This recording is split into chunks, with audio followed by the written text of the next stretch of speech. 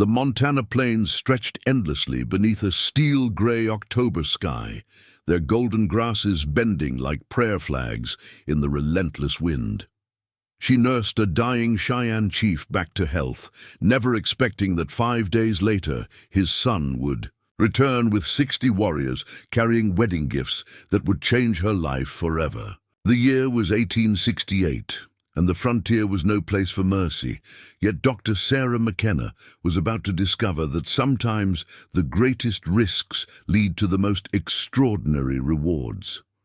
Before we jump back in, tell us where you're tuning in from, and if this story touches you, make sure you're subscribed, because tomorrow I've saved something extra special for you. Sarah adjusted her wool coat against the bitter cold as she guided her medical wagon along the rutted trail toward Fort Laramie. At 28, she was one of the few female physicians west of the Mississippi, a distinction that brought more suspicion than respect from the rough men who populated this untamed land. Her auburn hair was pinned severely beneath a practical bonnet, and her green eyes held the determined gleam of someone who had fought for every opportunity in a world that believed healing was man's work. The wagon wheels creaked a monotonous rhythm as they navigated the frozen earth, carrying precious medical supplies to the isolated military outpost. Sarah had made this journey dozens of times over the past 2 years, establishing herself as the frontier's most reliable doctor when the army surgeons were overwhelmed or absent. Her reputation for saving lives had spread far beyond the fort's wooden walls, reaching even the homesteaders and trappers who lived in the shadow of the Rocky Mountains. As the sun began its descent toward the western peaks, painting the sky in shades of amber and crimson, Sarah noticed something that made her pull the reins tight. Smoke rose in a thin, grey column from a cluster of cottonwood trees near a frozen creek bed about half a mile from the main trail. Not the thick black smoke of a prairie fire, but the steady, controlled burn of a campfire that someone was desperately trying to keep alive. Her first instinct was caution.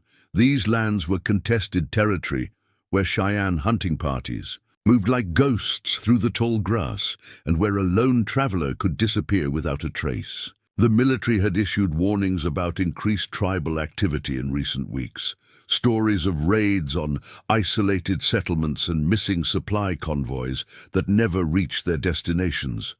Yet something about the fragile tendril of smoke spoke, not of threat, but of desperation. Sarah urged her horses toward the grove, her hand instinctively checking the Navy Colt revolver her father had given her before she'd left Boston to pursue her calling on the frontier. The weapon felt cold and heavy against her palm, a reminder of how far she'd traveled from the civilized drawing rooms of her youth, where the most dangerous thing she'd encountered was a disapproving matron's sharp tongue. As she drew closer to the trees, the smoke's source became visible. A small camp, hastily constructed but showing signs of having been occupied for several days. Animal hides stretched between branches created a windbreak, and the remains of what had once been a more substantial shelter lay scattered by recent storms. But it was the figure lying motionless beside the dying fire that caused Sarah's breath to catch in her throat. An elderly Native American man lay wrapped in a buffalo robe, his weathered face gray with illness and exhaustion. Even from a distance, Sarah could see the labored rise and fall of his chest, the way his body trembled despite the heavy covering. Nearby, a magnificent painted horse stood with its head lowered, as if keeping vigil over its fallen master. Every lesson she'd learned about frontier survival screamed at her to turn around, to report the camp's location to the military and let them handle what could be a trap or an ambush. The newspapers back east were filled with lurid tales of savage Indians who showed no mercy to white settlers, who tortured captives and left scalped bodies as warnings to those who dared venture into their sacred hunting grounds. But Dr. Sarah McKenna had not spent 4 years studying medicine at the Philadelphia Women's Medical College. had not endured the sneers and harassment of male colleagues, had not traveled 2,000 miles to the edge of civilization, only to turn her back on a dying man because of the color of his skin or the cut of his clothes. She secured her wagon at the edge of the grove and approached on foot, her medical bag in one hand and her revolver in the other. The dying man's eyes opened as she knelt beside him, revealing depths of wisdom and pain that reminded her of her grandfather in his final days. There was no hostility in that gaze, no threat or deception, only the resigned acceptance of someone who had made peace with approaching death. The man was clearly a leader among his people. His clothing, though, travel-worn, showed the intricate beadwork and careful craftsmanship that marked him as someone of importance. Eagle feathers were woven into his long grey hair, and a medicine bundle lay within reach of his failing hands. Most telling of all was the bearing he maintained even in his extremity, a dignity that spoke of command and respect earned over decades of leadership. Sarah set aside her weapon and opened her medical bag, her trained eye taking in the symptoms that painted a clear picture of his condition. High fever, labored breathing, the telltale flush of infection fighting a losing battle against a constitution weakened by exposure and inadequate nutrition. Without immediate treatment, he would be dead within hours. "I'm a doctor," she said softly, knowing he likely couldn't understand her words, but hoping her tone would convey her peaceful intentions. "I want to help you." The chief's eyes focused on her face with surprising clarity, studying her features as if memorizing them. He spoke a few words in what she assumed was Cheyenne, his voice barely above a whisper, but carrying an unmistakable note of gratitude. When she reached for his wrist to check his pulse, he made no move to resist, allowing her to begin her examination. Sarah had treated countless patients suffering from exposure and infection, but never under circumstances like these.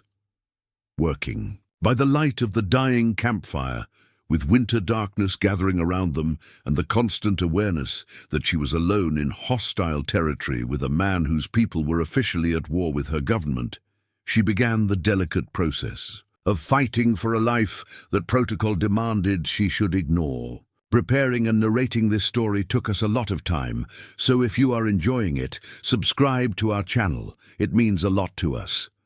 Now back to the story. She built up the fire first, feeding it with dried wood from the chief's carefully hoarded supply until the flames cast dancing shadows across the grove. The additional light revealed more details of his condition, confirming her initial diagnosis while also showing her the crude attempts he'd made to treat himself with traditional remedies. Plants she didn't recognize had been brewed into a bitter. Tea and poultices made from prairie herbs were applied to his chest and throat. The respect Sarah felt for this unknown chief deepened as she realized he hadn't simply surrendered to his illness. He'd fought it with every resource at his disposal, using knowledge passed down through generations of his people. That he'd survived this long was a testament to both his constitution and his determination, qualities she'd learned to admire in her patients regardless of their background. From her medical bag, Sarah withdrew the tools of her trade. Laudanum for the pain, quinine for the fever, clean bandages and antiseptic solutions that represented the cutting edge of modern medicine. As she worked, preparing treatments that could mean the difference between life and death, she found herself humming softly, a habit she'd developed during her most challenging cases. The melody was an old Irish lullaby her mother had sung to her as a child, back when the world had seemed safe and predictable, before disease had claimed both her parents and left her alone to make her way in an unforgiving world. The gentle tune seemed to soothe the chief's labored breathing, and she continued singing as she administered the laudanum and began the slow process of bringing down his dangerous fever. As the hours passed, Sarah lost track of time in the familiar rhythm of caring for a critically ill patient. She monitored his breathing, adjusted his position to ease congestion, and spooned water and medicine between his cracked lips with the patience of someone who understood that healing was often a matter of persistence rather than dramatic intervention. The chief drifted in and out of consciousness, sometimes muttering words in his own language, sometimes simply watching her work with those wise, dark eyes. During one of his more lucid moments, he reached into his medicine bundle and withdrew, a small object, pressing it into Sarah's palm with surprising strength. It was a carved piece of turquoise, shaped like a bird in flight and warm from being carried close to his heart. The workmanship was exquisite, showing the same attention to detail and spiritual significance that she'd noticed in his other possessions. When she tried to return it, he closed her fingers around the stone and spoke several words that, despite the language barrier, clearly conveyed that this was a gift, not a loan. Sarah felt tears prick her eyes at the gesture. Here was a man who had every reason to distrust her, to see her as an enemy, representing the forces that were destroying his way of life. Yet he was offering her what was clearly a treasured possession.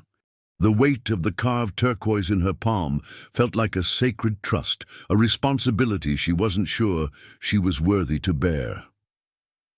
By midnight the crisis had passed.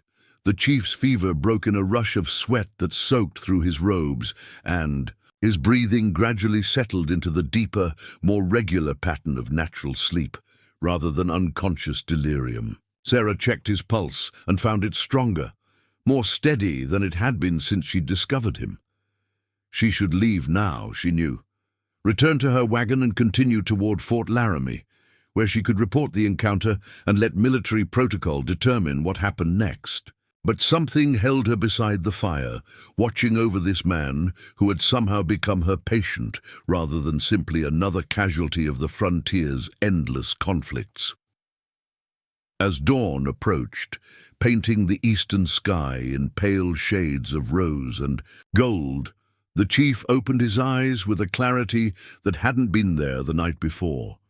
He looked at Sarah for a long moment, then spoke a single word that needed no translation. "Medicine woman." He struggled to sit up, and Sarah helped him, noting with professional satisfaction that his strength was already returning. From somewhere within his robes, he produced a small piece of charcoal, and with hands that shook only slightly, began to draw on a flat piece of bark. The image that emerged was crude but unmistakable. A woman with light hair bending over a prone figure, with symbols around them that Sarah interpreted as healing and gratitude. When he finished, the chief pointed to himself and spoke several words, tapping his chest with obvious pride.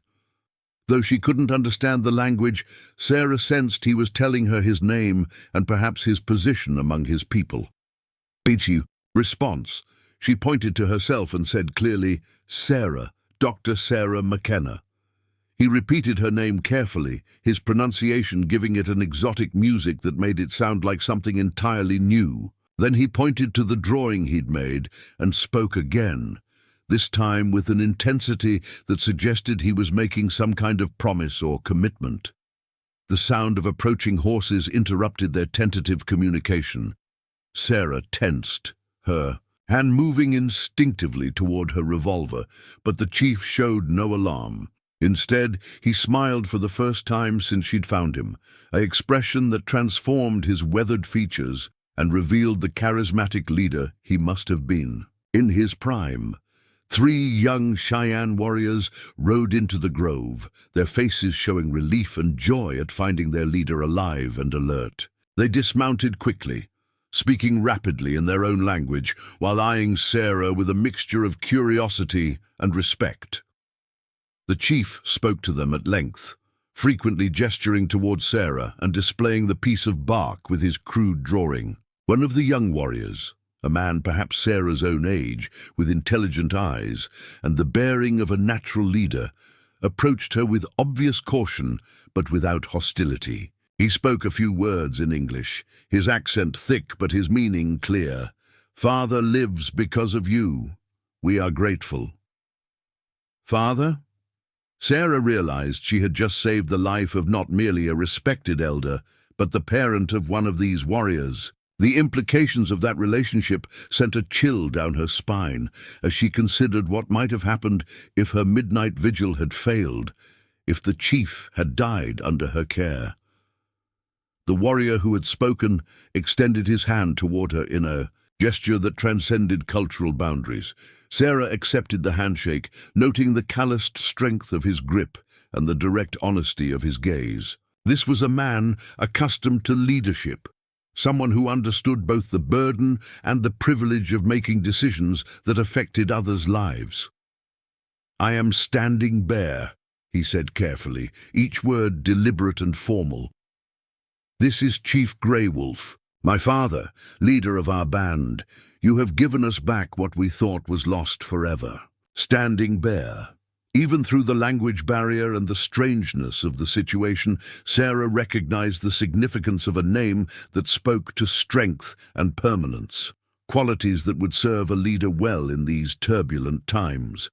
She found herself studying his face, noting the intelligence in his dark eyes and the way his warriors deferred to him with obvious respect. "I'm Dr. Sarah McKenna," she replied, then added with a slight smile, "and I was just doing my job. Any doctor would have done the same." Standing bare translated her words for his father and the other warriors, and Chief Grey Wolf responded with what sounded like disagreement. Standing bare turned back to Sarah with an expression of gentle contradiction. "My father says this is not true. He says you chose to see a person in need rather than an enemy to fear. He says this makes you different from other white people. We have known." The weight of that statement settled over Sarah like a heavy blanket. She had indeed made a choice, one that went against every piece of advice she'd received about dealing with hostile Indians. Yet looking at this family reunion, seeing the joy and relief on the faces of men who had feared they'd lost their patriarch, she knew she would make the same decision again without hesitation. Standing bare helped his father to his feet, and Sarah was pleased to see that Chief Grey Wolf, while still weak, was able to stand without assistance. The fever had broken completely, and though he would need days of rest to fully recover, the immediate danger had passed.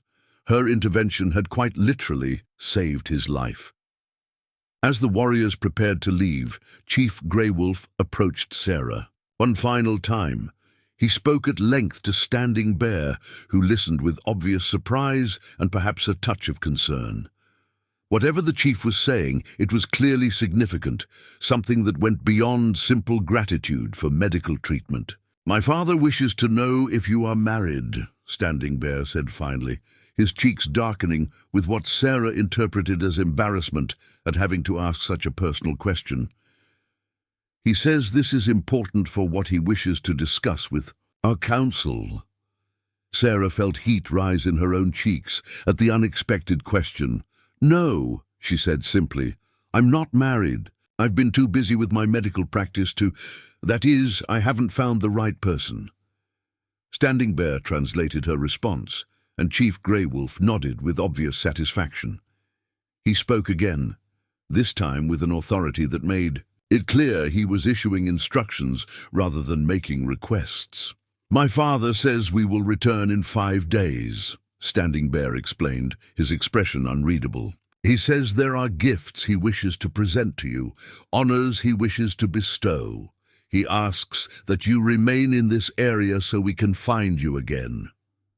Gifts and honors. Sarah wondered what form such recognition might take, and whether accepting anything from Chief Grey Wolf might compromise her position with the military authorities at Fort Laramie. Yet something in the chief's manner suggested this was more than simple gratitude, that her act of mercy had set in motion events whose significance she couldn't yet comprehend. "I'll be at Fort Laramie," she told Standing Bare. "I have medical duties there, patients who need my care, but I can return to this area in 5 days if your father truly wishes to see me again." Standing Bear's relief was visible as he translated her agreement. Chief Grey Wolf stepped forward and took her, hands in his, speaking words that needed no translation. Then he mounted his horse with his son's assistance, sitting straight despite his recent illness, every inch the leader she was beginning to understand him to be. As the four men rode away across the prairie, Chief Grey Wolf turned back once, to raise his hand in farewell. Sarah watched until they disappeared into the morning haze, then began packing her medical supplies with hands that trembled slightly from exhaustion and the magnitude of what had just occurred. The carved turquoise bird felt warm in her pocket as she guided her wagon back toward the main trail. 5 days. Whatever Chief Grey Wolf was planning, whatever gifts and honors he intended to bestow, Sarah had agreed to return and learn what. Her act of compassion had set in motion. The frontier had just taught her that sometimes the greatest rewards come from the risks we take for others, and that healing extends far beyond the bounds of medicine into realms she was only beginning to understand. The 5 days that followed stretched before Sarah like an eternity of restless anticipation. Fort Laramie bustled with its usual chaos of military preparations, supply wagons, and the constant stream of settlers seeking protection before winters. Harsh grip tightened around the territory.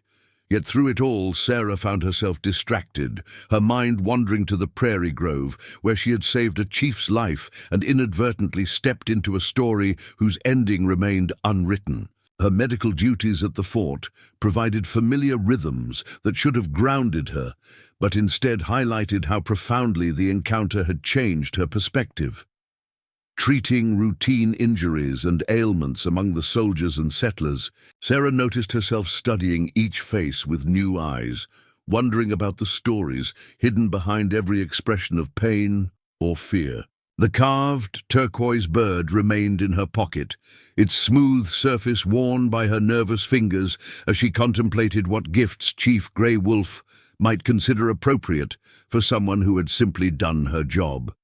Colonel Harrison Matthews, Fort Laramie's commanding officer, summoned her to his quarters on the 2nd day after her return. A career military man with steel-grey hair and the bearing of someone accustomed to absolute authority, Matthews had always treated Sarah with grudging respect for her medical skills, while making clear his disapproval of women practicing medicine in what he considered a man's domain. "Dr. McKenna," he began without preamble, gesturing for her to take a seat across from his imposing desk. "I've received reports of increased Cheyenne activity in the region. Small hunting parties, scouts, moving through areas they haven't frequented in months. My patrols are on edge, and I need to know if you've observed anything unusual during your recent travels." Sarah felt the weight of the turquoise bird in her pocket as she considered her response. Revealing her encounter with Chief Grey Wolf would undoubtedly trigger military action, possibly resulting in the deaths of the very people who had shown her such unexpected gratitude and respect. Yet lying to a military commander during wartime could be considered treason, a charge that would end her medical career and possibly her life. "I've seen evidence of Native American presence in the area," she replied carefully, choosing her words with the precision she applied to surgical procedures. Campfire smoke, horse tracks, the usual signs of people moving through the territory, nothing that seemed immediately threatening or out of the ordinary for this time of year. Matthews studied her face with the suspicious intensity of a man who had survived 2 decades on the frontier by questioning everyone and trusting no one. "The Cheyenne have been largely peaceful for the past 6 months, but that could change quickly if they perceive any weakness or opportunity. I'm implementing increased patrols and restricting civilian movement beyond a 5-mile radius of the fort until further notice. Colonel, many of the homesteaders and trappers depend on my medical services," Sarah protested, genuine concern for her patients overriding her caution. "If you restrict my movement, people could die from treatable conditions simply because they can't reach proper medical care." Better a few isolated deaths from disease than a massacre because we failed to maintain proper security, Matthews replied coldly. Your services are valuable, Doctor, but not worth risking a full-scale Indian uprising. Sarah left the colonel's office feeling trapped between competing loyalties and moral obligations. Her promise to meet Chief Grey Wolf in 3 days now seemed impossible to keep, yet breaking that commitment could have consequences she couldn't predict. The old Sarah, the one who had arrived on the frontier 2 years earlier, filled with idealistic determination to heal the world, might have accepted the military's restrictions without question. But the woman who had knelt beside a dying chief and chosen compassion over caution was no longer willing to let fear dictate her choices. That evening, as October snow began falling in lazy spirals outside her quarters, Sarah found herself composing a letter to her sister Margaret back in Boston. The familiar ritual of sharing her thoughts on paper helped clarify the tumultuous emotions and ethical dilemmas swirling through her mind. Dearest Margaret, she wrote by lamplight, you often ask in your letters whether I regret leaving the comfortable predictability of Boston society for this harsh frontier life.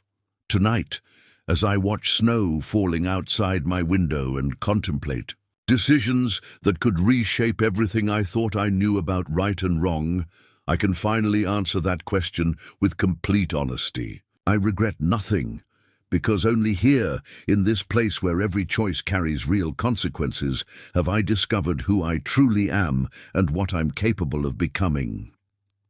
She paused, thinking about the young woman who had arrived at Fort Laramie 2 years earlier, armed with medical knowledge but naive about the complexities of frontier justice and survival.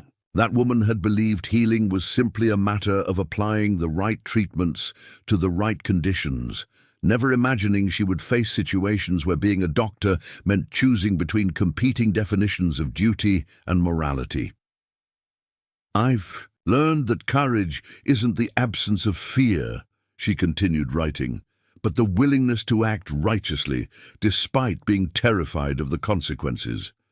Every day here teaches me that the greatest healing doesn't always happen in the body, but in the connections we forge between hearts and minds that seemed impossibly different. Yesterday I thought I was simply treating another patient. Today I realize I may have participated in something that could bridge worlds that have been at war for generations. The letter remained unfinished as Sarah wrestled with thoughts too complex and dangerous to commit to paper. Instead, she found herself planning, calculating risks and opportunities with the methodical approach she brought to complex surgical procedures. If she couldn't travel openly to meet Chief Grey Wolf, perhaps there were other ways to honor her commitment while respecting the military's security concerns. The third day brought unexpected opportunity in the form of Mrs. Elizabeth Hawthorne, a homesteader's wife whose youngest child had developed a severe respiratory infection. The Hawthorne Ranch lay 6 miles northeast of Fort Laramie, technically beyond Colonel Matthews' restricted zone, but close enough to the area where Sarah was supposed to meet Standing Bear and his father. Please, Dr. McKenna, Elizabeth pleaded, her eyes red from sleepless nights caring for her sick daughter. Little Mary's getting worse every day. My husband rode through a blizzard to fetch you because we don't know what else to do. She's only 4 years old, and she's burning up with fever. Sarah recognized both a genuine medical emergency and a chance to fulfill her promise without directly disobeying military orders. I'll need to clear this with Colonel Matthews, she told Elizabeth, but I believe he'll authorize an emergency medical call, especially for a child's life. The colonel's approval came with strict conditions: a military escort of 4 soldiers, a requirement to return before nightfall, and explicit orders to report any signs of Indian activity immediately. Sarah agreed to all terms while privately, hoping Chief Grey Wolf would understand the constraints under which she was operating. The journey to the Hawthorne Ranch took them through terrain that was achingly beautiful in its winter starkness. Snow had transformed the prairie into a crystalline wilderness where every grass blade bore its own delicate sculpture of ice, and the distant mountains stood like sentinels against a sky so blue it hurt to look at directly. Sarah found herself thinking about Chief Grey Wolf and his people, imagining how different this landscape must appear to those who saw it as home rather than wilderness to be tamed. Little Mary Hawthorne was indeed gravely ill, her small body fighting a respiratory infection that could easily prove fatal without proper treatment. Sarah worked with focused intensity, drawing on every technique she'd learned for treating childhood pneumonia, while the girl's parents watched with the desperate hope of people who had already lost too much to the frontier's casual cruelties. "She's going to recover," Sarah told Elizabeth after administering medication and establishing a treatment regimen that would require careful monitoring over the coming days. "The fever should break within 48 hours, and her breathing will gradually improve, but you'll need to follow my instructions exactly, and I'll want to check on her again in 3 days." As she packed her medical supplies, Sarah noticed movement in the distance that made her pulse quicken. A small group of riders appeared on the horizon, their silhouettes unmistakable even at a distance. The military escort immediately went on alert, hands moving to weapons, while the sergeant in charge barked orders for defensive positions. "Wait!" Sarah called out, recognizing the lead rider's distinctive posture and the way he sat, his painted horse. "I believe those are peaceful travelers, not a war party." Standing Bear approached slowly, flanked by 5 warriors whose weapons remained holstered despite the obvious tension. He carried a long pole topped with white cloth and eagle feathers, a symbol Sarah remembered reading about in her studies of Plains Indian customs. When he drew close enough for conversation, he dismounted and walked forward with his hands clearly visible. "Dr. Sarah McKenna," he called out in careful English, "I come seeking the woman who saved my father's life. We bring gifts of gratitude and respect." The sergeant looked to Sarah for guidance, clearly uncertain how to handle a situation that fell outside normal military protocols. Sarah stepped forward, very aware of the soldier's nervousness and the potential for this encounter to escalate into violence through misunderstanding. "I'm Dr. McKenna," she replied formally. "Your father told me to expect your return in 5 days. I'm honored that you've kept that promise." Standing Bear's relief was visible as he gestured to his companions, who began unpacking bundles from their horses. "My father, Chief Grey Wolf, sends these gifts with his deepest gratitude. He also sends a message that only you must hear." What followed was unlike anything in Sarah's experience. The warriors laid out an array of items that represented not just material wealth, but cultural significance that transcended monetary value.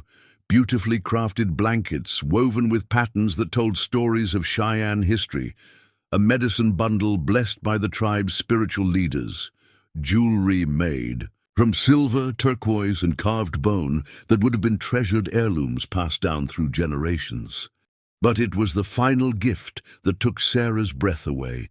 Standing Bear unwrapped a magnificent buffalo robe, its surface decorated with intricate beadwork that depicted scenes of healing and harmony between different peoples.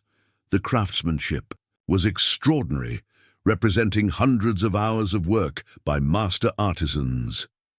"This robe was made by the women of our tribe over many months," Standing Bear explained, his voice carrying profound respect for the gift he was presenting. "It tells the story of a white medicine woman who chose compassion over fear, who saw a dying man rather than an enemy. My father wishes you to know that your actions have changed how our people view the possibility of peace." Sarah felt tears welling in her eyes as she realized the magnitude of what she was being offered. These weren't simple gifts of gratitude, but recognition of her actions as something that had influenced an entire community's perspective on racial relations and the possibility of coexistence. "I'm deeply honored," she managed to say, her voice thick with emotion, but I can't accept gifts of such obvious value. I was simply doing what any doctor should do, treating someone who needed medical care. Standing Bear shook his head gently. You could have chosen differently. Many of your people would have chosen differently. Chief Grey Wolf wishes you to understand that your choice has opened a door that has been closed for many seasons. These gifts represent our hope that the door will remain open. The sergeant shifted uncomfortably, clearly wanting to end an encounter that was lasting longer than military protocol preferred. But Sarah sensed there was more to this meeting than the presentation of gifts, something that Standing Bear had been building up to throughout the formal ceremony. There's something else, Standing Bear said, confirming her intuition. His demeanor shifted subtly, becoming more personal, less ceremonial. My father has made a decision that affects not just our family, but the future of our band. He wishes to propose an alliance that goes beyond simple gratitude for medical treatment. Sarah felt her heart rate increase as she realized the conversation was moving into territory that could have political implications far beyond her individual actions. What kind of alliance? Standing Bear looked directly into her eyes with an intensity that made her breath catch. Chief Grey Wolf believes that lasting peace between our peoples requires more than treaties signed by governments that don't understand each other. He believes it requires personal bonds between individuals who have seen past the surface differences to recognize shared humanity. The implications of his words were beginning to dawn on Sarah, creating a mixture of excitement and terror that left her speechless. Standing Bear continued, his voice growing more personal, more vulnerable. My father has asked me to offer you a place in our tribe, not as a captive or curiosity, but as an equal member of our community. He believes your healing skills and your open heart make you someone who could help bridge the gap between our worlds. Sarah's mind raced as she tried to process what she was hearing. A formal invitation to join a Cheyenne tribe, to leave behind everything she'd known and built on the frontier for a life among people she barely understood. The offer was simultaneously terrifying and thrilling, representing either the opportunity of a lifetime or a complete abandonment of everything she'd worked to achieve. I don't understand, she said finally. How could someone like me possibly fit into your community?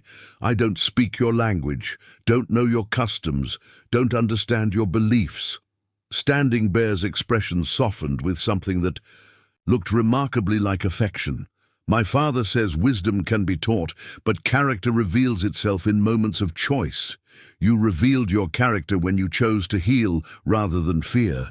Everything else can be learned. The sergeant finally intervened, his patience exhausted by a conversation that had moved far beyond simple gift-giving into territory that could have military and political ramifications. Dr. McKenna, we need to return to the fort before dark. This meeting has gone on long enough. Standing Bear nodded understanding, but his eyes remained fixed on Sarah's face. You don't need to answer now. Chief Grey Wolf understands that such a decision requires time and careful thought, but he wanted you to know that our door is open, that there's a place for you among people who honor what you've done and value what you could contribute. As the warriors prepared to leave, Standing Bear approached Sarah one final time. There's one more thing my father wanted me to tell you. In our culture, when someone saves a life, they become responsible for that life's future. By saving Chief Grey Wolf, you've become connected to our family in ways that go beyond simple gratitude. He mounted his horse, then looked down at her, with an expression that seemed to combine hope, respect, and something more personal. We'll return in another 5 days to hear your decision. Whatever you choose, you'll always have friends among the Cheyenne who remember what you did when courage mattered more than safety. As the riders disappeared into the afternoon shadows, Sarah stood surrounded by gifts that represented a completely different life than anything she'd ever imagined. The buffalo robe felt warm and substantial in her hands, its intricate beadwork telling stories of a culture she was only beginning to understand. The military escort waited impatiently for her to pack everything so they could return to Fort Laramie, but Sarah needed these moments to process what had just occurred. Standing Bear's final words echoed in her mind as they rode back toward the fort, through snow that was falling more heavily now, connected to their family in ways that go beyond simple gratitude. The phrase suggested implications she wasn't ready to examine, possibilities that could reshape her understanding of her own future.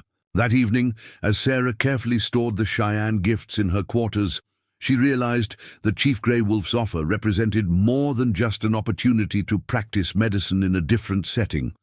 It was an invitation to become part of something larger than herself, to use her skills and knowledge in service of bridging cultural divides that had seemed insurmountable. The decision ahead of her would require more courage than any medical procedure she'd ever performed, more wisdom than any diagnosis she'd ever made. But as she fingered the carved turquoise bird that had started this entire journey, Sarah felt a growing certainty that some opportunities come disguised as impossible choices, and that the greatest healing sometimes requires leaving behind everything familiar to embrace something completely unknown. The morning of Standing Bear's return dawned with crystalline clarity that made every distant mountain peak appear close enough to touch.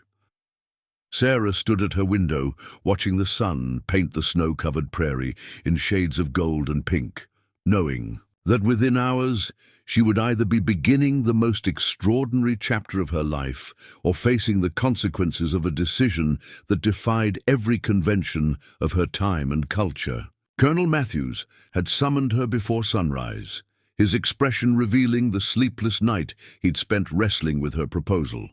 Captain Morrison stood beside him, holding what appeared to be official documents, their faces bearing the weight of men making decisions that could reshape military policy in the territory. "Dr. McKenna," Matthews began without preamble, "against my better judgment and the explicit advice of my superiors at territorial headquarters, I'm prepared to authorize your unofficial diplomatic mission among the Cheyenne." Sarah felt her heart leap with a mixture of triumph and terror. "Thank you, Colonel. I won't let you down." "The authorization comes with conditions that are non-negotiable," Morrison interjected, his tone carrying the gravity of someone outlining life-or-death parameters. "You'll carry coded messages that will allow you to communicate with our intelligence network. You'll report any information about tribal movements, weapons capabilities, or plans for hostile action. And you'll extract yourself from the situation immediately if we determine your safety is compromised." Matthews handed her a leather pouch containing what appeared to be medical supplies, but which Sarah suspected contained the communication materials Morrison had referenced. "Doctor, I want you to understand something clearly. If this arrangement goes wrong, if you're captured or killed, or if your presence among them leads to increased hostilities, the military will disavow any knowledge of your activities. Officially, you'll be considered a civilian who made an unauthorized decision to leave the protection of the fort." The warning sobered Sarah's excitement without diminishing her determination. She had expected such conditions, understanding that the military couldn't officially sanction activities that might be viewed as collaboration with enemy forces. "I understand, Colonel. Whatever happens, I take full responsibility for my choices." As the morning progressed, Sarah completed her final preparations with the methodical attention to detail she brought to complex surgical procedures. Her medical supplies were carefully packed to appear like personal possessions rather than professional equipment. The gifts from Chief Grey Wolf were arranged to suggest she was bringing her own tokens of respect rather than simply accepting Cheyenne generosity. Most importantly, she rehearsed responses to questions she might face from tribal members who would naturally be suspicious of a white woman seeking to join their community. Martha Blackwood arrived as Sarah was making final adjustments to her traveling clothes, bringing practical items that only another woman would think to provide. Needle and thread for repairs, Martha explained, tucking small packages into Sarah's. Saddlebags. Soap that won't irritate skin in cold weather. A small mirror, because maintaining your appearance will help maintain your confidence. Thank you, Sarah said, touched by the thoughtfulness of someone who understood the practical challenges of her undertaking. I don't know when I'll see you again, or if I'll see you again. Martha gripped Sarah's hands with surprising strength. You'll see me again because you're stronger than you realize and smarter than anyone gives you credit for. Besides, she added with a slight smile, someone needs to come back and tell us what those people are really like beyond the stories we tell ourselves. The sound of approaching horses interrupted their farewell. Through the window, Sarah could see Standing Bear riding toward the fort with a smaller party than before, only 3 warriors accompanying him this time. Their approach was deliberate, but unhurried, suggesting confidence rather than caution as they drew near to the military installation. Colonel Matthews emerged from his headquarters to observe the Cheyenne arrival, his hand resting casually on his sidearm while maintaining the formal courtesy required for what was technically a diplomatic encounter. Standing Bear dismounted and approached the fort's main gate with the same dignified bearing Sarah remembered from their previous meetings. I come seeking Dr. Sarah McKenna, he called out in clear English that carried across the parade ground. Chief Grey Wolf awaits her answer to his invitation. Sarah stepped forward, very aware that dozens of eyes were watching this unprecedented moment. Military personnel, civilian contractors, settler families, everyone at Fort Laramie seemed to understand they were witnessing something that would be remembered and discussed for years to come. I'm here, Standing Bear, she replied, her voice steady despite the magnitude of what she was about to announce. And I have an answer for your father. Standing Bear's expression remained carefully neutral, but Sarah caught a flicker of hope in his dark eyes as she approached. Behind him, his warriors sat their horses with the patient alertness of men prepared for any outcome, their weapons visible but not threatening. Chief Grey Wolf hoped you would choose to accept his invitation, Standing Bear said formally. But he understands if the differences between our worlds make such a choice impossible. Sarah took a deep breath, feeling the weight of every person listening to her words. Tell your father that I'm honored by his invitation and grateful for the trust he's shown in me. If he's willing to teach me your ways and accept my efforts to learn, I would like to join your people and use my medical skills to serve your community. The silence that followed her declaration seemed to stretch forever. Then Standing Bear's face broke into a smile of genuine joy and relief that transformed his usually serious expression into something radiant and welcoming. My father will be very pleased, he said simply. He believes your presence among us will bring blessings to our people and hope for a future where different peoples can live in harmony. Colonel Matthews stepped forward with the stiff formality required for what was essentially a transfer of civilian personnel to a potentially hostile force. Dr. McKenna travels with our knowledge and carries our hope that her medical mission will benefit both communities. We expect her to be treated with the respect due a healer who serves all people regardless of their heritage. Standing Bear nodded gravely, understanding the diplomatic language being used to authorize an arrangement that stretched the boundaries of military protocol. Chief Grey Wolf has already declared that Dr. McKenna is under the protection of our band. Any harm to her would be considered an attack on our family. As Sarah mounted her horse and gathered her possessions, she felt the profound finality of leaving behind everything familiar for something completely unknown. The fort, that had been her home for 2 years now, looked strange and foreign, as if she was already beginning to see it through different eyes. The ride away from Fort Laramie became a journey through landscapes that seemed transformed by her. Changed circumstances. Prairie that had once appeared empty and monotonous now revealed subtle variations in terrain and vegetation that spoke of seasonal changes and wildlife patterns. Standing Bear pointed out landmarks and natural features, beginning what Sarah realized was her first lesson in seeing the land through Cheyenne eyes. "My people read the earth like your people read books," he explained as they paused to rest, their horses beside a frozen stream. Every hill, every grove of trees, every change in the grass tells stories about weather, game movements, and the best places to find water or shelter. Sarah found herself studying the landscape with new attention, trying to understand what information might be encoded in features she had previously ignored. "How long does it take to learn to read these signs?" "A lifetime," Standing Bear replied with a slight smile, "but you have already shown the most important quality, the willingness to see beyond the surface of things to the truth underneath." As they traveled deeper into territory Sarah had never explored, Standing Bear began sharing stories about his people's history and beliefs.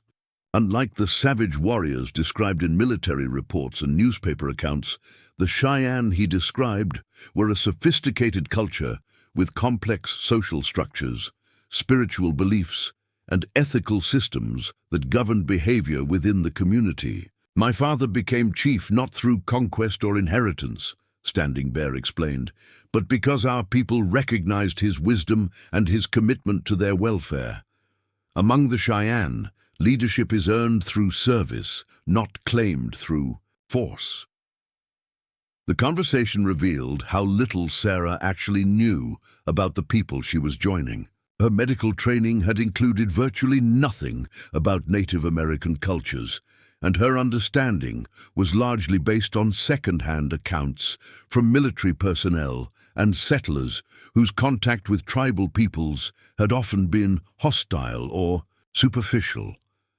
"What will be expected of me?" she asked, as they rode through a landscape that seemed increasingly wild and untouched by European settlement.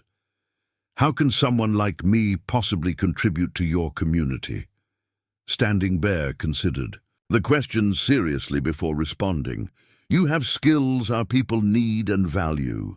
But more than that, you have shown the courage to cross boundaries that others consider impossible. My father believes that such courage can inspire others to imagine new possibilities." As afternoon shadows began lengthening across the prairie, they crested a rise that revealed their destination in the distance. The Cheyenne winter camp was unlike anything Sarah had expected. A carefully organized community of teepees arranged in patterns that reflected both practical considerations and cultural traditions. Smoke rose from cooking fires, children played in the snow between the dwellings, and the daily activities of a thriving community created a scene of peaceful domesticity. "This is beautiful," Sarah murmured, struck by how different the reality was from the military's descriptions of savage encampments and hostile war parties. "Beauty comes from harmony," Standing Bear replied. "When people live in balance with each other and with the land, beauty is the natural result." As they approached the camp, Sarah became aware of the attention their arrival was generating. People emerged from teepees to watch the approaching party, their expressions ranging from curiosity to skepticism as they observed the white woman riding with their warriors.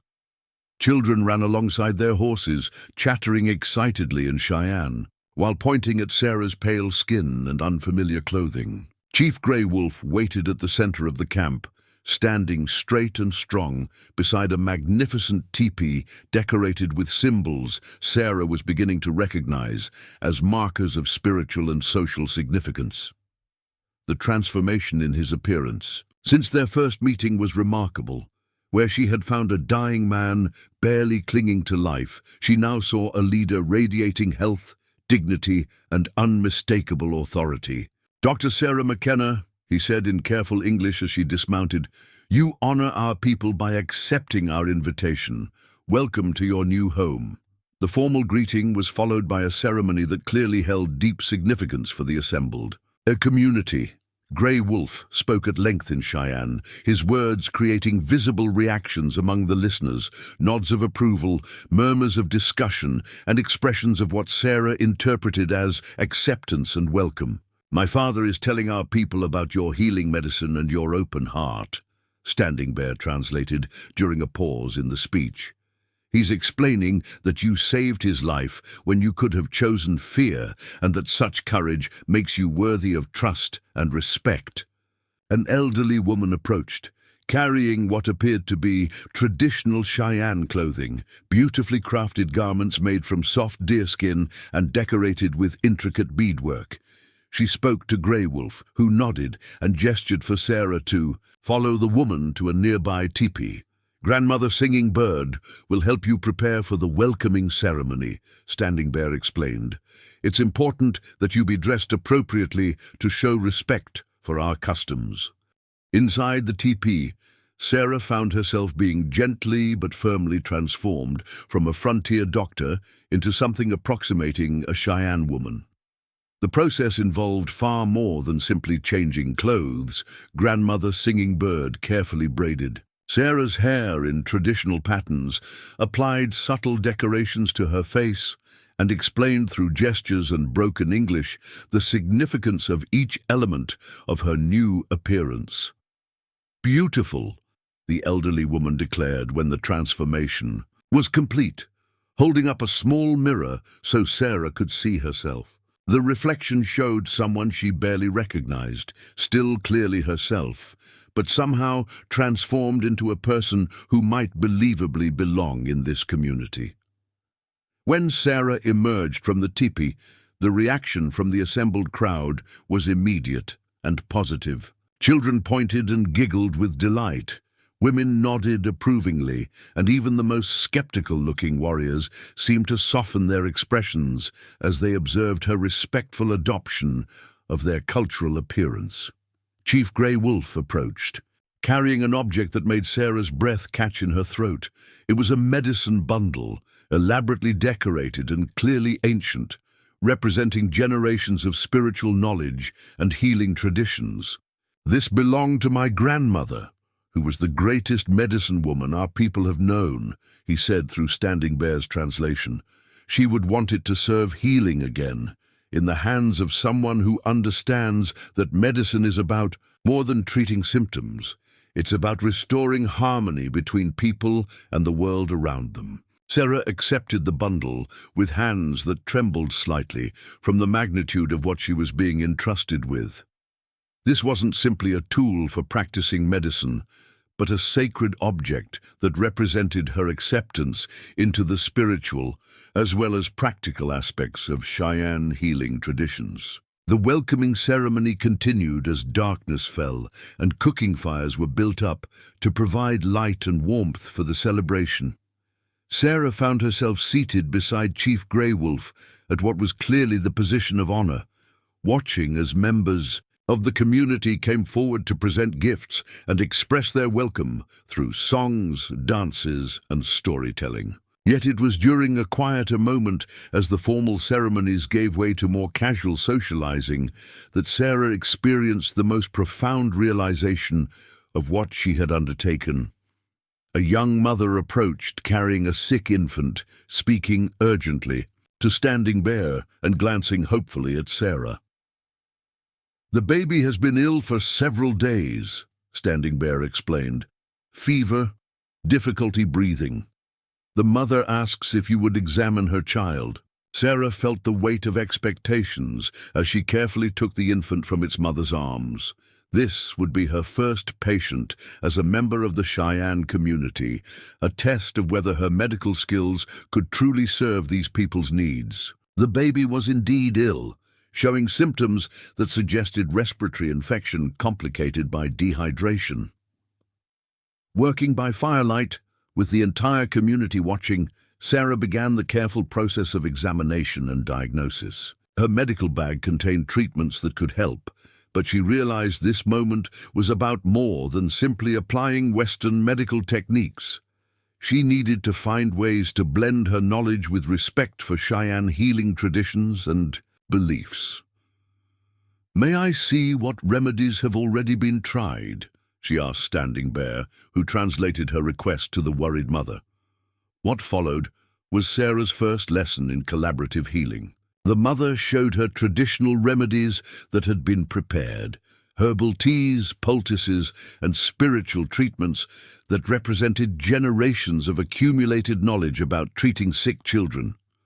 Rather than dismissing these approaches, Sarah studied them carefully, recognizing that some traditional remedies might complement rather than conflict with her medical interventions. Working together with the mother and grandmother Singing Bird, Sarah developed a treatment plan that combined the best of both healing traditions.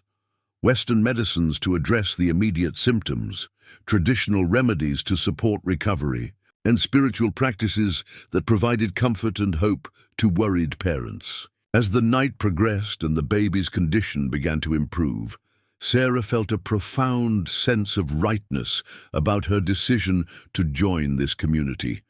She wasn't just practicing medicine in a new location, she was discovering entirely new ways of understanding health, healing, and the relationship between medical treatment and spiritual well-being. Standing Bear found her as the celebration was winding down, the successful treatment of the sick child having cemented her acceptance among people who had been uncertain about welcoming a stranger into their community.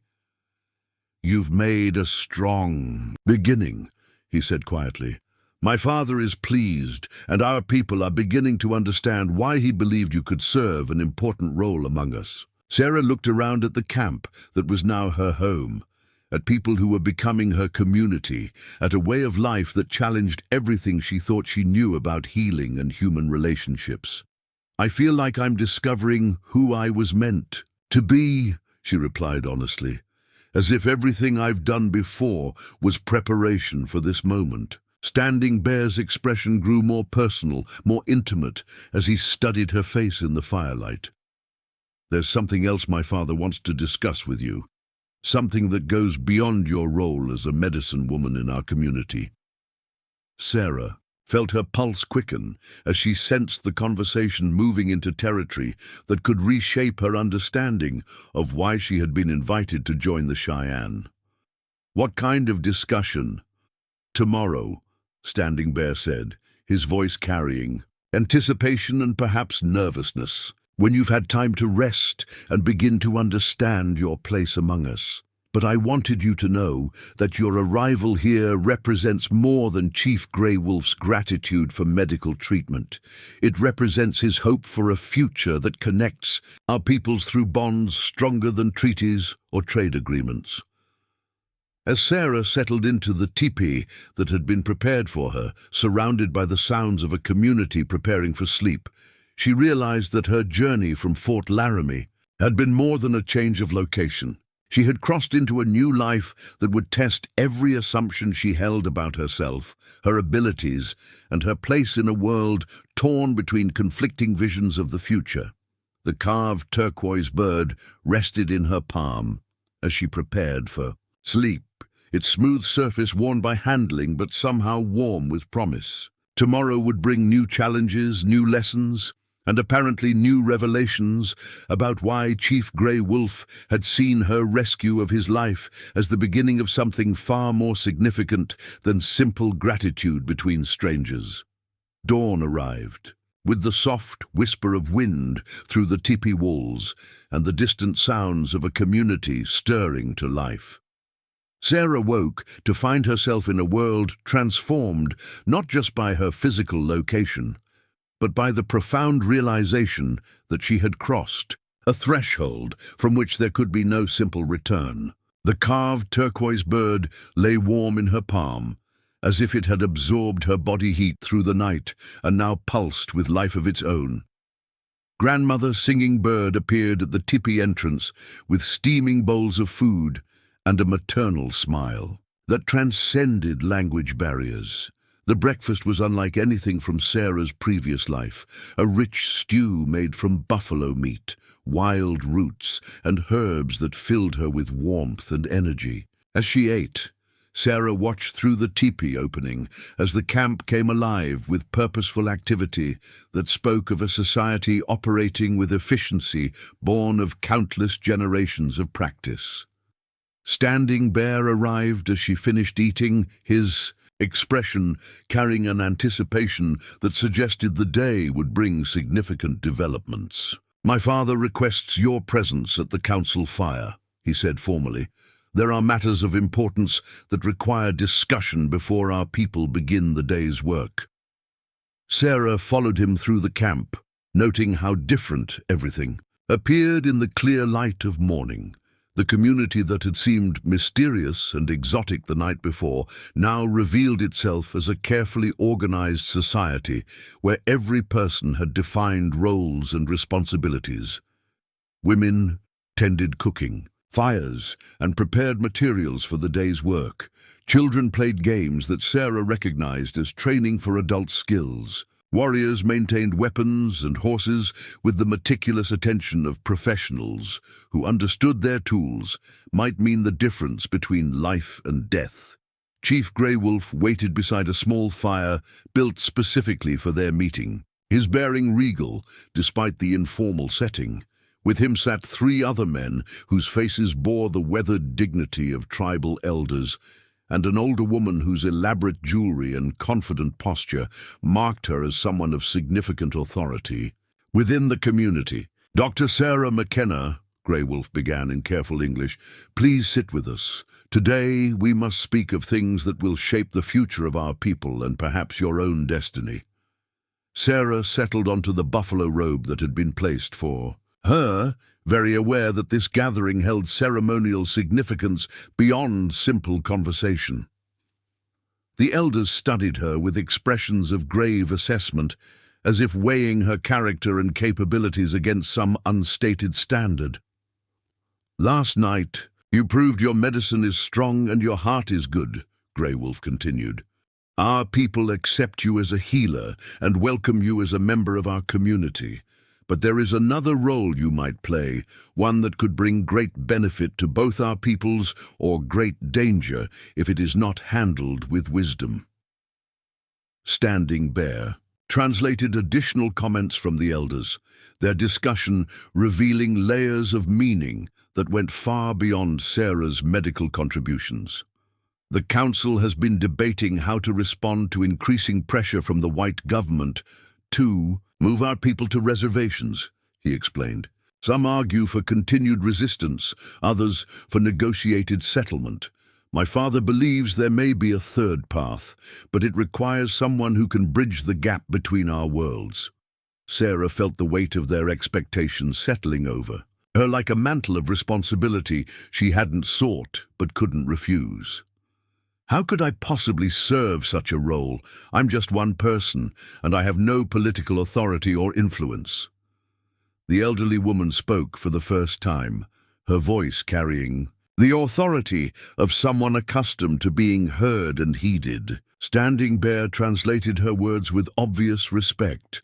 "Grandmother Moonshadow says you underestimate your power. She says a healer who saves lives gains influence that goes beyond politics, and a woman who chooses courage over safety gains respect that transcends cultural boundaries." Grey Wolf leaned forward, his expression intense with the passion of someone advocating for his deepest beliefs. "The white government sends soldiers and negotiators who see only land to be taken and people to be controlled. They do not see the Cheyenne as human beings with rights, dignity, and wisdom worth preserving, but you have seen us as we truly are. You've lived among whites, understood their fears and motivations," Standing Bear added. "Now you're learning to understand ours. Such knowledge makes you uniquely qualified to help both sides find common ground." Sarah began to grasp the magnitude of what they were proposing. They weren't just asking her to serve as a doctor among their people, but to act as an informal ambassador who could interpret each culture to the other, potentially preventing conflicts. Born of misunderstanding and fear. "What specifically are you asking me to do?" she inquired, needing to understand the practical implications of their proposal. One of the male elders spoke at length, his gestures indicating he was outlining a detailed plan. Standing Bear's translation revealed the sophisticated thinking behind their proposal.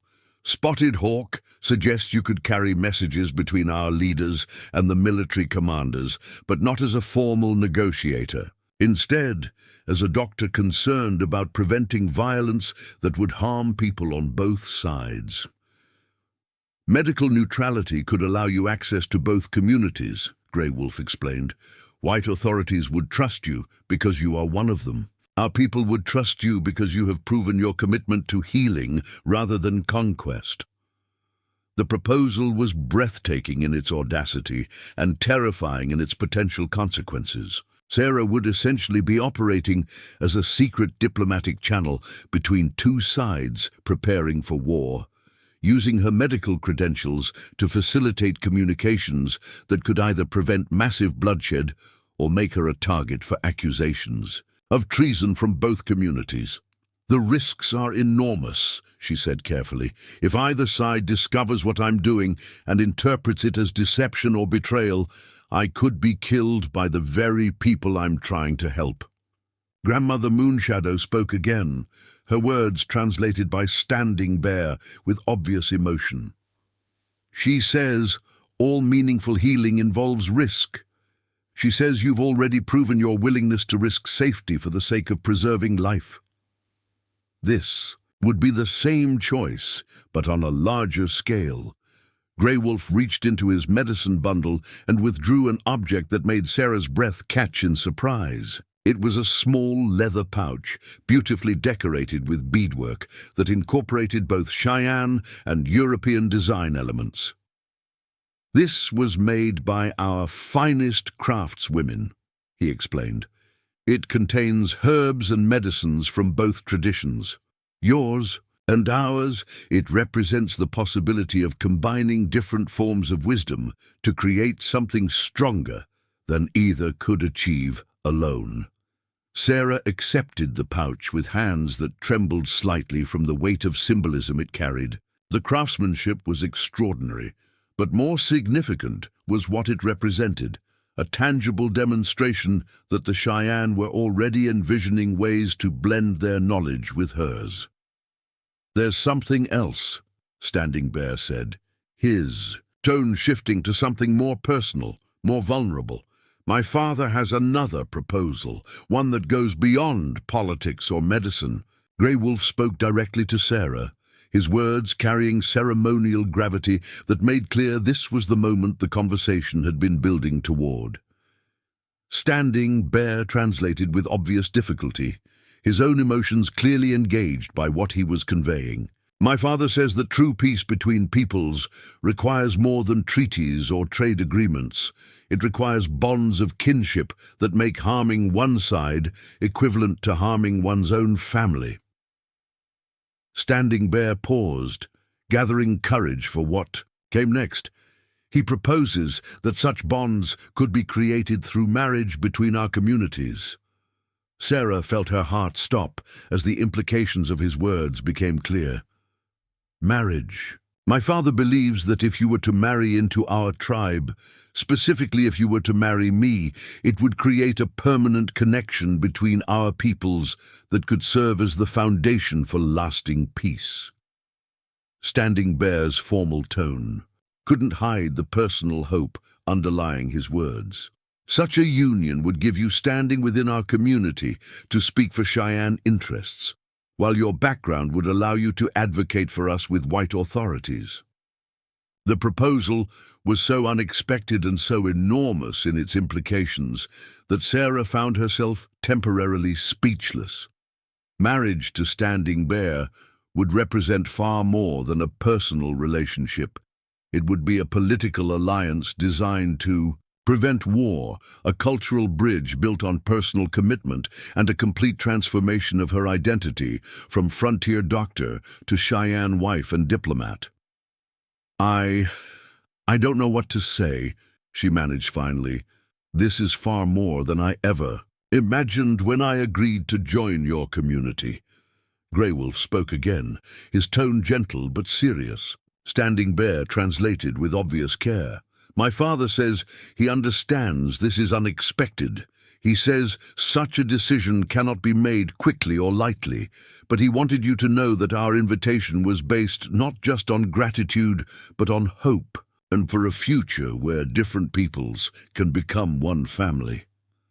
Standing Bear added his own words, speaking directly to Sarah with an intensity that made clear he was voicing his personal feelings rather than simply conveying his father's proposals. I won't pretend this suggestion comes only from political calculation. From the moment I saw you caring for my father with such skill and compassion, I knew you were someone special. Your courage in coming here, your willingness to learn our ways, your dedication to healing, these qualities make you someone I could honor as a wife and partner. Sarah looked around the circle of elders, seeing in their faces the hope and desperation of people who believed they were facing the end of their way of life unless something dramatic changed the trajectory of current events. They weren't just asking her to consider marriage, but to become the cornerstone of a strategy that could determine whether their children grew up as free people or as prisoners on government reservations. How long do I have to consider this proposal? She asked, needing time to process the magnitude of what was being offered and requested. The winter camp will remain here for another month, Grey Wolf replied through Standing Bear. During that time, you can learn more about our ways, understand what life as a Cheyenne woman would entail, and decide whether such a future appeals to you. One of the male elders spoke, his words translated as practical considerations that revealed the sophisticated thinking behind their proposal. Black Horse points out that your medical skills would be greatly valued regardless of your marital status, but marriage would give you the social standing necessary to influence important decisions and represent our interests in negotiations with white authorities. As the formal council ended and the elders dispersed to their daily responsibilities, Standing Bear remained beside the dying fire with Sarah. The awkwardness of his father's proposal hung between them, but underneath it was a growing warmth that had been building since their first meeting. I want you to know, he said quietly, that my feelings for you aren't based solely on political considerations. When I watched you save my father's life, when I saw you choose compassion over safety, I recognized someone whose character matched what I hoped to find in a life partner. Sarah studied his face, noting the intelligence in his dark eyes, the strength in his bearing, and the genuine affection in his expression. Standing Bear was clearly a man of substance, someone who would be considered an excellent match in any culture. The attraction she felt wasn't one-sided, though the political implications of their potential relationship added layers of complexity she'd never imagined facing. Your father's proposal would change everything about my life, she said carefully. Not just where I live or how I practice medicine, but my fundamental identity, my relationship with my own people, my understanding of my place in the world. I know, Standing Bear replied simply, and I wouldn't ask you to make such a choice lightly, but I would ask you to consider whether the life you could build here might be more meaningful than the one you left behind. The question haunted Sarah as she spent the following days immersing herself in the rhythms of Cheyenne life. Her medical skills proved invaluable as she treated everything from routine injuries to more serious conditions. But each patient interaction also served as a window into a culture far more sophisticated and nuanced than she had ever imagined. She learned that Cheyenne medicine involved not just the treatment of physical symptoms, but attention to the spiritual and emotional factors that contributed to illness and healing. Working alongside traditional healers, Sarah discovered remedies and approaches that complemented and sometimes surpassed the effectiveness of her Western medical training. More importantly, she began to understand the social structures that made Cheyenne society function with remarkable efficiency and harmony. Women held significant authority in matters affecting the community's welfare. Decisions were made through consensus rather than autocratic decree. Children were raised by the entire community rather than isolated nuclear families. As winter deepened and snow covered the prairie in pristine white, Sarah found herself falling into routines that felt increasingly natural.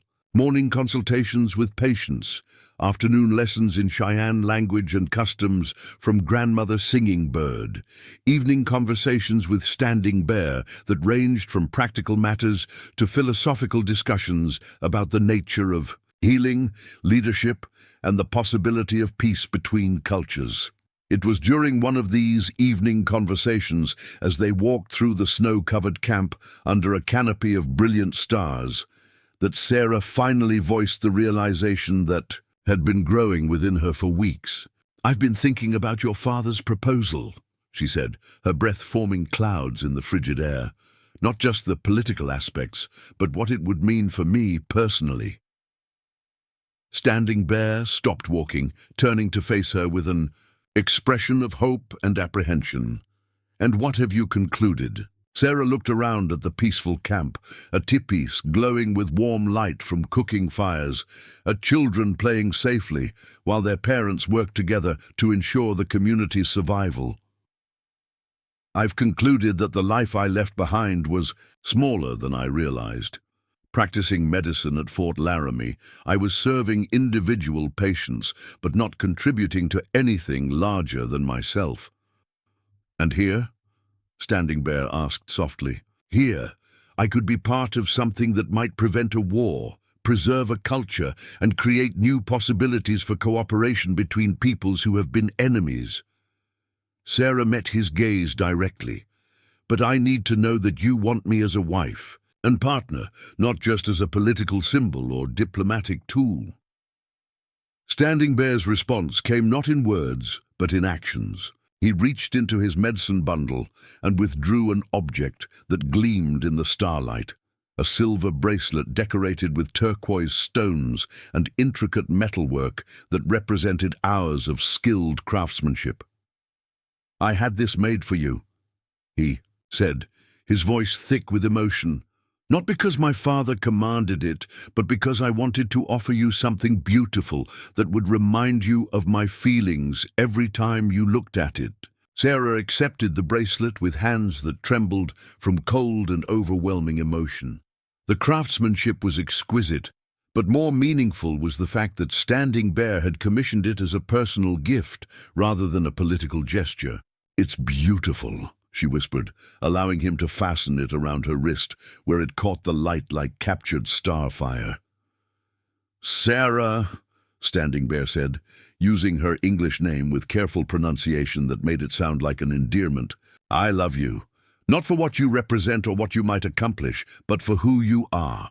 Your courage, your compassion, your strength, your willingness to see beyond surface differences to the human heart underneath." The declaration hung in the crystalline air between them, honest and vulnerable and completely transformative.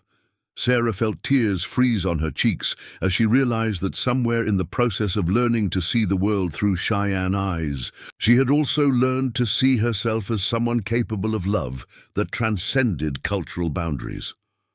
"I love you too," she replied, the words feeling both natural and revolutionary. "I want to marry you, to build a life here, to use whatever skills and influence I might have to create the kind of future your father envisions."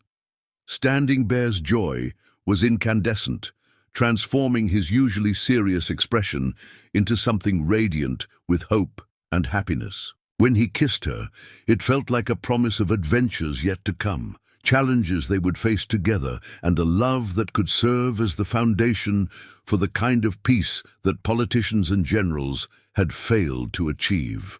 As they walked back toward the camp, Sarah realized that her journey from treating a dying chief to accepting his son's proposal had been more than a series of medical and personal decisions. It had been a transformation from someone who practiced healing in isolation to someone who understood that the greatest healing requires courage to embrace the unknown, wisdom to see beyond surface differences, and love strong enough to build bridges where others saw only walls. The carved turquoise bird rested warm against her heart, the silver bracelet circled her wrist like a promise, and ahead lay a future she could never have imagined when she first chose compassion over caution. Beside a dying fire on the Montana prairie, tomorrow would bring new challenges as they worked to turn their personal love into a force for lasting peace between their peoples.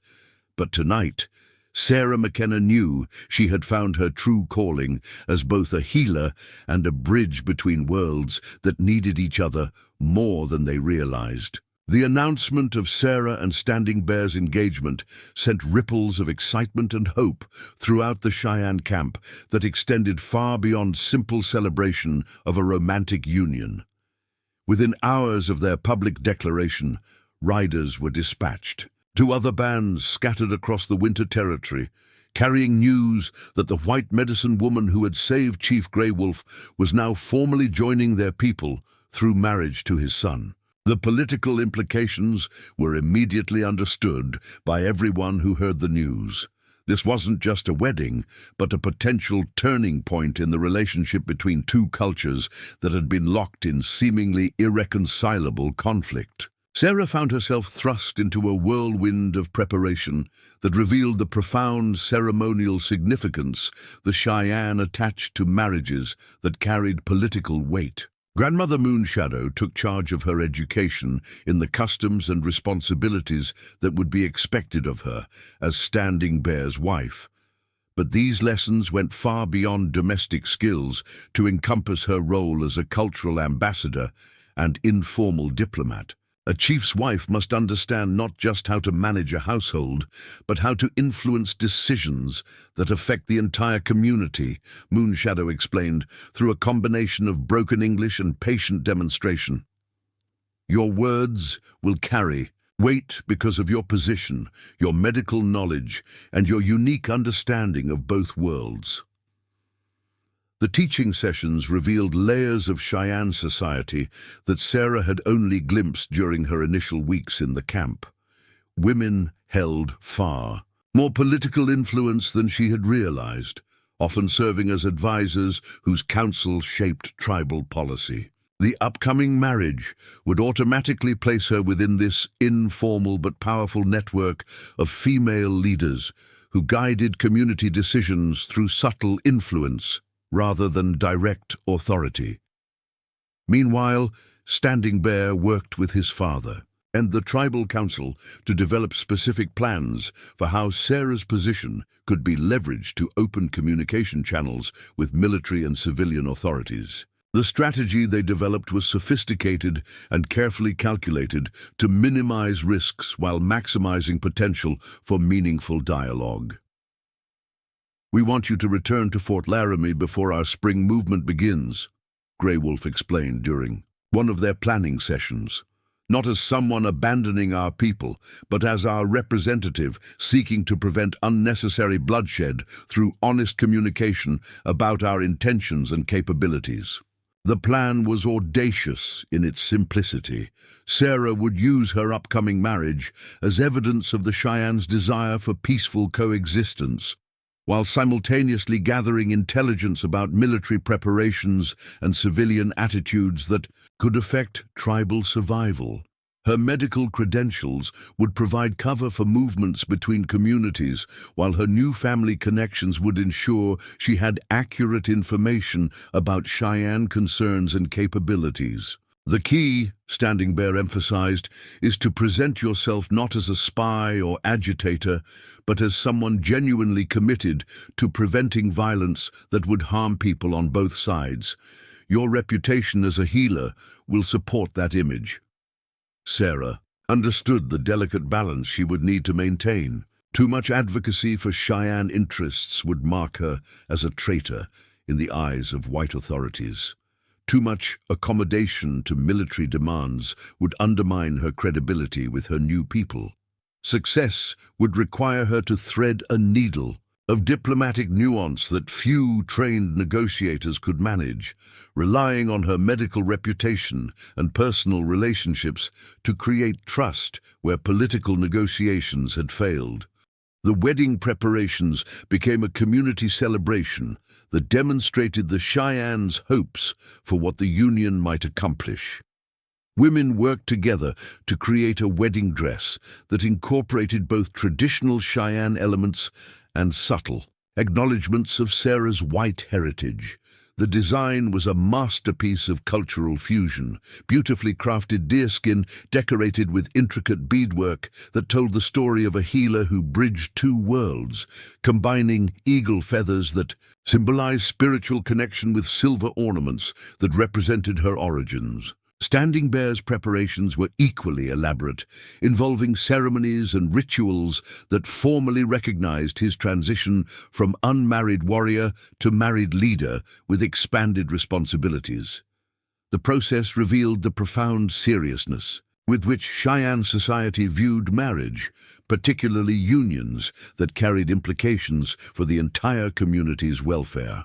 As winter began its slow retreat, and the first signs of spring appeared in longer days and occasional warm breezes, the wedding ceremony approached with anticipation that extended far beyond the immediate families involved.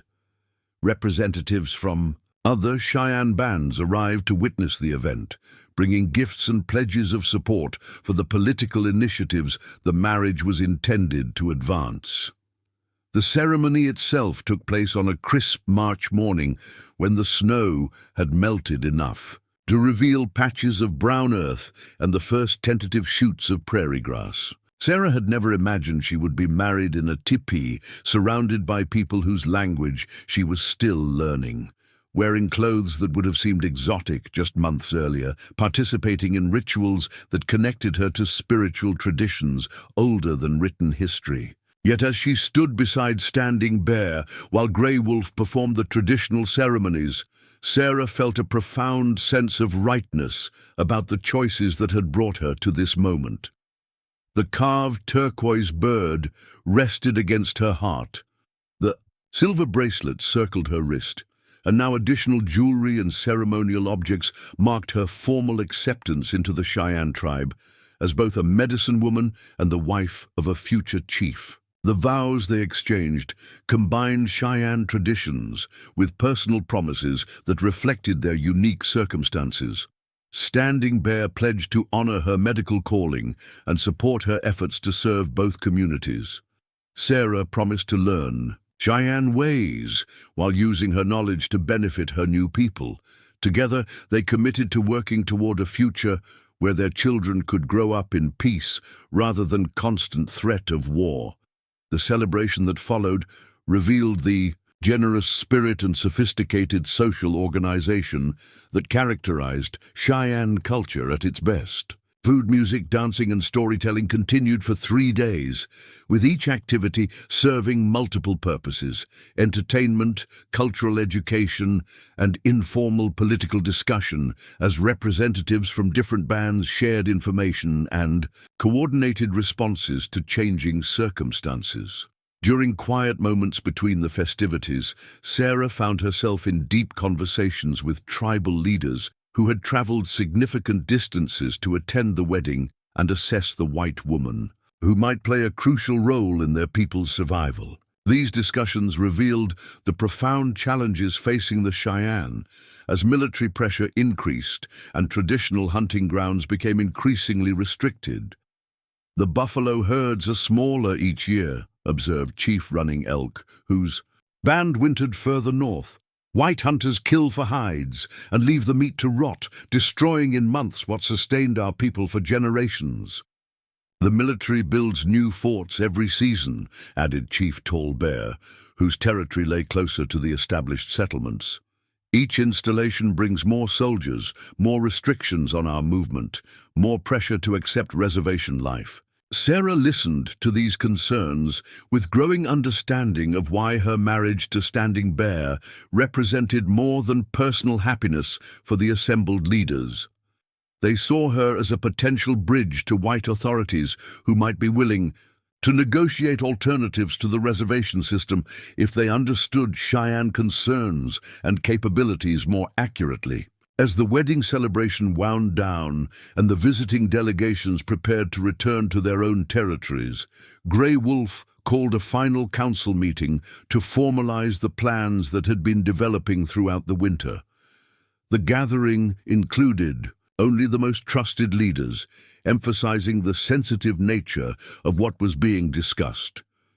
The time has come to test whether our hopes for peaceful coexistence can become reality, Grey Wolf announced. Sarah will return to the white settlements carrying our message of friendship and our desire for honest negotiation. But she will also carry the responsibility of representing our interests with wisdom and courage. The specific instructions they provided revealed the sophisticated understanding of white society that Cheyenne leaders had developed through years of observation and limited contact. Sarah was to present herself as a doctor concerned about public health implications of continued conflict, using medical arguments to support political positions that might not be accepted if presented as simple advocacy for Indian rights. Emphasize the disease risks that come with forced relocation, suggested one elder. White authorities understand threats to their own people's health even when they ignore our suffering. Mention the military costs of continued warfare, added another. Soldiers and supplies cost money that could be used for other purposes if peace were achieved. Standing Bear took her aside as the council meeting ended, his expression mixing pride in her courage with concern for the dangers she would face. Remember that your safety depends on never appearing to be anything other than what you claim. To be a doctor committed to preventing unnecessary suffering. And remember, he added with a gentle smile that reminded her why she had fallen in love with him, that you have a husband and a home to return to when your mission is complete. Don't take risks that would prevent you from coming back to the people who love you. The departure from the winter camp was emotional and ceremonial, with the entire community gathering to witness Sarah's transformation from newlywed wife to diplomatic envoy. She dressed in white woman's clothes for the first time in months, the familiar garments feeling strange and restrictive after the comfort of Cheyenne clothing. Yet the transformation was necessary to ensure her credibility when she reached Fort Laramie. Hidden beneath her conventional appearance, Sarah carried items that connected her to her new identity and mission. The carved turquoise bird rested against her heart, invisible but present. The silver bracelet was concealed beneath her sleeve, its weight a constant reminder of Standing Bear's love. Most importantly, she carried a detailed mental map of Cheyenne concerns, capabilities and proposals for peaceful coexistence that represented months of careful preparation by some of the most intelligent leaders she had ever encountered. The journey back to Fort Laramie took her through landscapes that had become familiar during her time among the Cheyenne, but which now appeared different because of her changed perspective. Where she had once seen empty wilderness, she now recognized the subtle signs of seasonal change that guided tribal movements. Where she had once seen potential threats, she now understood the careful balance between different peoples sharing the same territory, Most significantly, the journey gave her time to develop the arguments and approaches she would use to convince military and civilian authorities that alternatives to warfare existed if they were willing to listen with open minds. Her success would depend on her ability to present Cheyenne proposals in terms that white officials could understand and accept, while never betraying the trust her new people had placed in her. Fort Laramie appeared on the horizon with a mixture of familiarity and strangeness that reflected how profoundly her months among the Cheyenne had changed her perspective. The wooden walls and military buildings that had once represented safety and civilization now seemed crude and temporary compared to the sophisticated social organization she had witnessed in the tribal camps. Colonel Matthews received her with a combination of relief and suspicion that she had anticipated. "Dr. McKenna, we were beginning to fear you had been killed or captured. Your diplomatic mission seems to have lasted considerably longer than anyone expected." "Colonel, I've learned things that could prevent a war if the right people are willing to listen," Sarah replied, carefully modulating her tone to suggest professional concern rather than political advocacy. The Cheyenne are facing circumstances that make peaceful negotiation not just possible, but necessary for their survival. The debriefing that followed tested every aspect of the diplomatic training she had received from Cheyenne leaders. Sarah presented information about tribal movements, capabilities, and intentions in ways that addressed military concerns while emphasizing the Cheyenne's desire for peaceful coexistence. She described her marriage to Standing Bear as evidence of the tribe's commitment to building bridges with white society rather than simply resisting encroachment. "You married one of them?" Captain Morrison's incredulity was obvious and potentially dangerous. "Dr. McKenna, such an action could be interpreted as collaboration with enemy forces." "Captain, I married a man who saved my life and offered me a position where I could use my medical skills to serve people who had no other access to modern health care," Sarah replied firmly. "If preventing suffering and death through marriage makes me a collaborator, then I accept that designation with pride." Colonel Matthews studied her with the calculating gaze of a career military officer, trying to assess whether her information was reliable and her loyalties were clear. "What specifically are the Cheyenne proposing, Doctor? What alternatives to military action do they envision?" Sarah took a deep breath, knowing that her next words could determine whether her mission succeeded or failed catastrophically.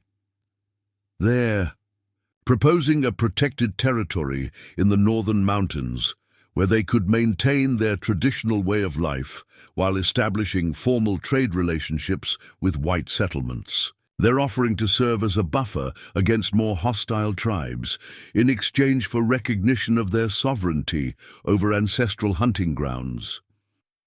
The proposal was audacious in its scope and sophisticated in its understanding of white interests. Yet Sarah could see skepticism in the officer's expressions. She pressed forward with arguments designed to appeal to practical concerns rather than humanitarian impulses.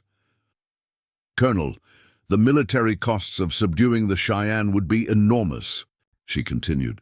"They know the territory, they're skilled warriors, and they have support from other tribes who would view an attack on them as a threat to their own survival. A negotiated settlement could achieve the government's objectives without the casualties and expenses of prolonged warfare." Matthews and Morrison exchanged glances that suggested they were taking her arguments seriously, despite their obvious reservations about her methods and loyalties. "And what guarantees would we have that such an agreement would be honored?" Matthews asked. "The same guarantees you have for any treaty," Sarah replied. "The Cheyenne's word, backed by their understanding that violation would result in military retaliation, they couldn't survive. But unlike previous agreements, this one would be based on mutual benefit rather than conquest, making compliance serve their interests rather than contradicting them." The conversation continued for hours, with Sarah carefully presenting intelligence about Cheyenne's strengths and vulnerabilities while advocating for alternatives to military action. She emphasized her unique position as someone who understood both cultures, while never claiming authority she didn't possess or making promises she couldn't keep. As the debriefing concluded, Sarah realized she had accomplished the first phase of her mission successfully. She had delivered the Cheyenne message, provided valuable intelligence, and planted seeds of possibility that might grow into genuine negotiations if the right conditions developed. Whether those seeds would flourish would depend on factors beyond her control, but she had created opportunities that hadn't existed before her arrival. That evening, as she settled into quarters that felt strange and confining after months in a tipi, Sarah reflected on the transformation her life had undergone since she first chose to treat a dying chief rather than leave him to fate. From that single act of medical compassion had grown a love story, a cultural bridge, and a potential pathway to peace that could affect thousands of lives. The carved turquoise bird rested warm against her heart. The silver bracelet circled her wrist beneath her sleeve, and in her mind were the faces of people who had become her family, who trusted her to represent their hopes for a future where different peoples could coexist in harmony rather than mutual destruction. Tomorrow would bring new challenges as she worked to turn possibility into reality, but tonight, Sarah McKenna knew she had discovered her true calling as a healer who worked not just on individual bodies, but on the wounds that divided entire communities from understanding their shared humanity. Up next, you've got two more standout stories right on your screen. If this one hit the mark, you won't want to pass these up. Just click and check them out, and don't forget to subscribe. And turn on the notification bell so you don't miss any upload from us.